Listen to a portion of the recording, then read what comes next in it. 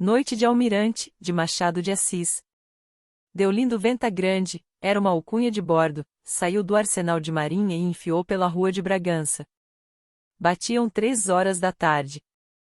Era fina flor dos marujos e, demais, levava um grande ar de felicidade nos olhos. A corveta dele voltou de uma longa viagem de instrução, e Deolindo veio à terra tão depressa alcançou licença. Os companheiros disseram-lhe, rindo: "Ah, Venta Grande! Que noite de almirante vai você passar? Ceia, viola e os braços de Genoveva. Colozinho de Genoveva." Deolindo sorriu. Era assim mesmo, uma noite de almirante, como eles dizem, uma dessas grandes noites de almirante que o esperava em terra. Começara a paixão 3 meses antes de sair a corveta. Chamava-se Genoveva, caboclinha de 20 anos, esperta, olho negro e atrevido. Encontrarão-se em casa de terceiro e ficaram morrendo um pelo outro, a tal ponto que estiveram prestes a dar uma cabeçada. Ele deixaria o serviço e ela o acompanharia para a vila mais recôndita do interior. A velha Inácia, que morava com ela, dissuadiu-os disso. Deolindo não teve remédio senão seguir em viagem de instrução. Eram 8 ou 10 meses de ausência. Como fiança recíproca, entenderam dever fazer um juramento de fidelidade. "Juro por Deus que está no céu." "E você?" "Eu também." "Diz direito." "Juro por Deus que está no céu, a luz me falte na hora da morte." Estava celebrado o contrato. Não havia descrer da sinceridade de ambos, ela chorava doidamente, ele mordia o beiço para dissimular. Afinal separaram-se. Genoveva foi ver sair a corveta e voltou para casa com um tal aperto no coração que parecia que Anne lhe ia dar uma coisa. Não lhe deu nada, felizmente. Os dias foram passando, as semanas, os meses, 10 meses, ao cabo dos quais, a corveta tornou e Deolindo com ela. Lá vai ele agora, pela rua de Bragança, prainha e saúde, até ao princípio da Gamboa, onde mora Genoveva. A casa é uma rótulazinha escura, portal rachado do sol, passando o cemitério dos ingleses. Lá deve estar Genoveva, debruçada à janela, esperando por ele. Deolindo prepara uma palavra que lhe diga. Já formulou esta: "Jurei e cumpri", mas procura outra melhor. Ao mesmo tempo lembra as mulheres que viu por esse mundo de Cristo, italianas, marselhesas ou turcas, muitas delas bonitas, ou que lhe pareciam tais. Concorda que nem todas seriam para os beiços dele, mas algumas eram, e nem por isso fez caso de nenhuma. Só pensava em Genoveva. A mesma casinha dela, tão pequenina, e a mobília de pé quebrado, tudo velho e pouco, isso mesmo lhe lembrava diante dos palácios de outras terras. Foi à custa de muita economia que comprou entre este um par de brincos, que leva agora no bolso com algumas bugigangas. E ela que lhe guardaria? Pode ser que um lenço marcado com o nome dele e uma âncora na ponta, porque ela sabia marcar muito bem. Nisto chegou a Gamboa, passou o cemitério e deu com a casa fechada. Bateu, falou-lhe uma voz conhecida, a da velha Inácia, que veio abrir-lhe a porta com grandes exclamações de prazer. Deolindo, impaciente, perguntou por Genoveva. "Não me fale nessa maluca", arremeteu a velha. "Estou bem satisfeita com o conselho que lhe dei. Olhe lá se fugisse. Estava agora como o lindo amor." "Mas que foi?" "Que foi?" A velha disse-lhe que descansasse, que não era nada, uma dessas coisas que aparecem na vida, não valia a pena zangar-se. Genoveva andava com a cabeça virada. "Mas virada por quê?" "Está com um mascate, José Diogo."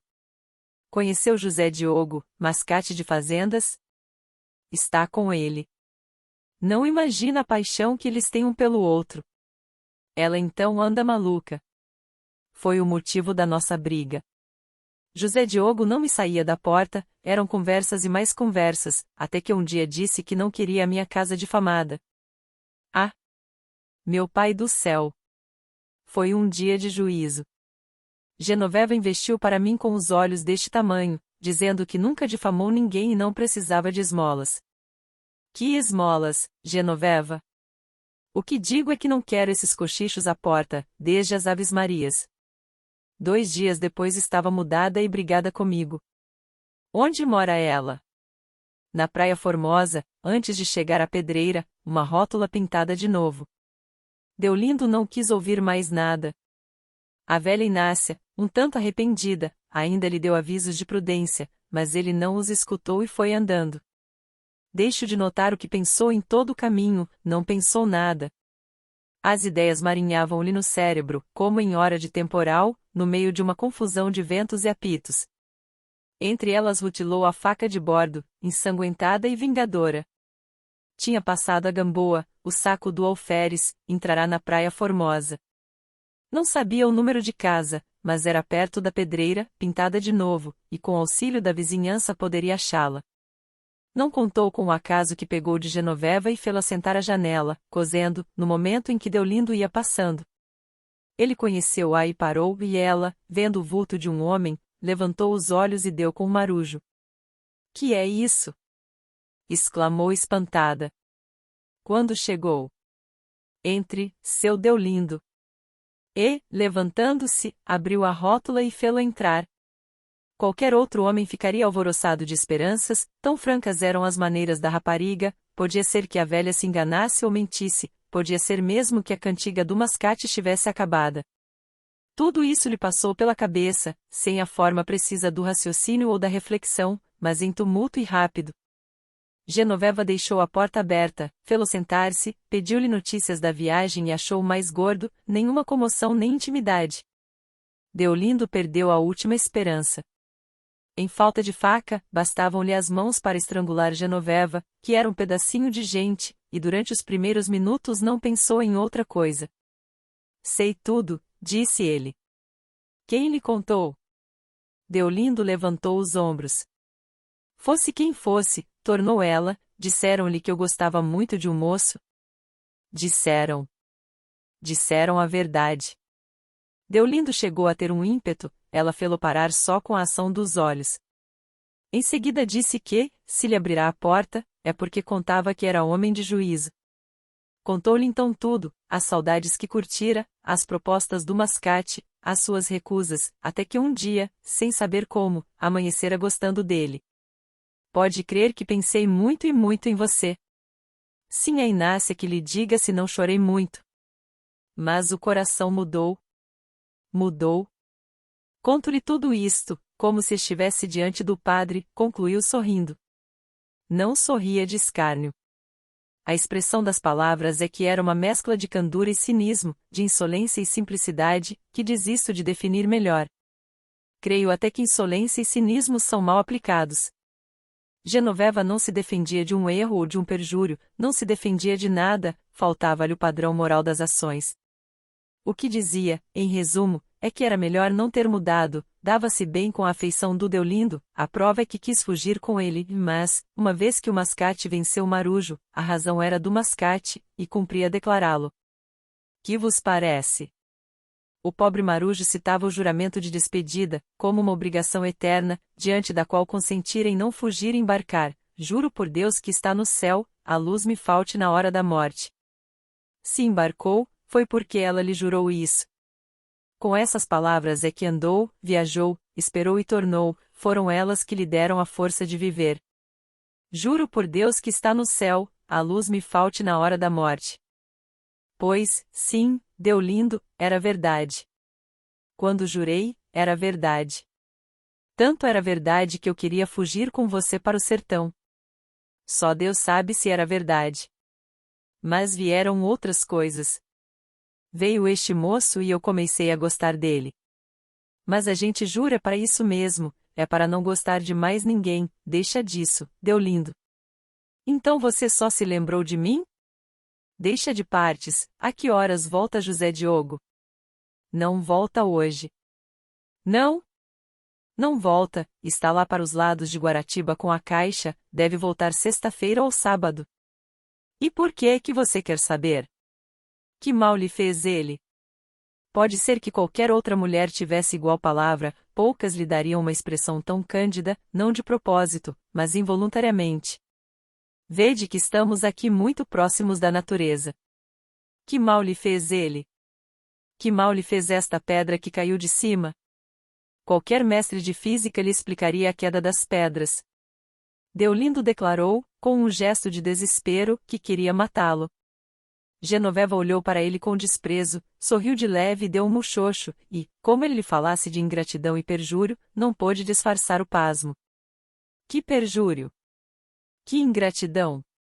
Já lhe tinha dito e repetia que quando jurou era verdade. Nossa Senhora, que ali estava, em cima da cômoda, sabia se era verdade ou não. Era assim que lhe pagava o que padeceu? E ele que tanto enchia a boca de fidelidade, tinha se lembrado dela por onde andou. A resposta dele foi meter a mão no bolso e tirar o pacote que lhe trazia. Ela abriu-o, aventou as bugigangas, uma por uma, e por fim deu com os brincos. Não eram nem poderiam ser ricos, e eram mesmo de mau gosto, mas faziam uma vista de todos os diabos. Genoveva pegou deles, contente, deslumbrada, mirou-os por um lado e outro, perto e longe dos olhos, e afinal enfiou-os nas orelhas, depois foi ao espelho de pataca, suspenso na parede, entre a janela e a rótula, para ver o efeito que lhe faziam. Recuou, aproximou-se. Voltou a cabeça da direita para a esquerda e da esquerda para a direita. Sim, senhor, muito bonitos, disse ela, fazendo uma grande mesura de agradecimento. Onde é que comprou? Creio que ele não respondeu nada, não teria tempo para isso, porque ela disparou mais 2 ou 3 perguntas, uma atrás da outra, tão confusa estava de receber o mimo a troco de um esquecimento. Confusão de 5 ou 4 minutos, pode ser que 2. Não tardou que tirasse os brincos, e os contemplasse e pusesse na caixinha em cima da mesa redonda que estava no meio da sala. Ele pela sua parte começou a crer que, assim como a perdeu, estando ausente, assim o outro, ausente, podia também perdê-la, e, provavelmente, ela não lhe jurara nada. Brincando, brincando, é noite, disse Genoveva. Com efeito, a noite ia caindo rapidamente. Já não podiam ver o Hospital dos Lázaros e mal distinguiam a Ilha dos Melões, as mesmas lanchas e canoas, postas em seco, defronte da casa, confundiam-se com a terra e o lodo da praia. Genoveva acendeu uma vela. Depois foi sentar-se na soleira da porta e pediu-lhe que contasse alguma coisa das terras por onde andara. Deolindo recusou a princípio, disse que se ia embora, levantou-se e deu alguns passos na sala. Mas o demônio da esperança mordia e babujava o coração do pobre diabo, e ele voltou a sentar-se, para dizer 2 ou 3 anedotas de bordo. Genoveva escutava com atenção. Interrompidos por uma mulher da vizinhança, que ali veio, Genoveva fê-la sentar-se também para ouvir as bonitas histórias que o senhor Deolindo estava contando. Não houve outra apresentação. A grande dama que prolonga a vigília para concluir a leitura de um livro ou de um capítulo, não vive mais intimamente a vida dos personagens do que a antiga amante do Marujo vivia as cenas que ele ia contando, tão livremente interessada e presa, como se entre ambos não houvesse mais que uma narração de episódios. Que importa a grande dama ou autor do livro? Que importava a esta rapariga o contador dos episódios? A esperança, entretanto, começava a desampará-lo e ele levantou-se definitivamente para sair. Genoveva não quis deixá-lo sair antes que a amiga visse os brincos, e foi mostrar-lhes com grandes encarecimentos. A outra ficou encantada, elogiou-os muito, perguntou se os comprara em França e pediu a Genoveva que os pusesse. Realmente, são muito bonitos. Quero crer que o próprio Marujo concordou com essa opinião. Gostou de os ver, achou que pareciam feitos para ela e, durante alguns segundos, saboreou o prazer exclusivo e superfino de haver dado um bom presente, mas foram só alguns segundos. Como ele se despedisse, Genoveva acompanhou-o até a porta para lhe agradecer ainda uma vez o mimo, e provavelmente dizer-lhe algumas coisas meigas e inúteis. A amiga, que deixará ficar na sala, apenas lhe ouviu esta palavra: deixa disso, Deolindo, e esta outra do marinheiro, você verá. Não pôde ouvir o resto, que não passou de um sussurro. Deolindo seguiu, praia fora, cabisbaixo e lento, não já o rapaz impetuoso da tarde, mas com um ar velho e triste, ou, para usar outra metáfora de Marujo, como um homem em que vai do meio caminho para a terra. Genoveva entrou logo depois, alegre e barulhenta. Contou a outra anedota dos seus amores marítimos, gabou muito o gênio do Deolindo e os seus bonitos modos, a amiga declarou achá-lo grandemente simpático. Muito bom rapaz, insistiu Genoveva. Sabe o que ele me disse agora? Que foi? Que vai matar-se. Jesus. Qual o quê? Não se mata, não. Deolindo é assim mesmo, diz as coisas, mas não faz. Você verá que não se mata. Coitado, são ciúmes. Mas os brincos são muito engraçados. Eu aqui ainda não vi destes. Nem eu, concordou Genoveva, examinando-os à luz. Depois guardou-os e convidou a outra a cozer. Vamos cozer um bocadinho, quero acabar o meu corpinho azul. A verdade é que o marinheiro não se matou. No dia seguinte, alguns dos companheiros bateram-lhe no ombro, cumprimentando-o pela noite de almirante, e pediram-lhe notícias de Genoveva, se estava mais bonita, se chorara muito na ausência, etc. Ele respondia a tudo com um sorriso satisfeito e discreto, um sorriso de pessoa que viveu uma grande noite. Parece que teve vergonha da realidade e preferiu mentir. Fim.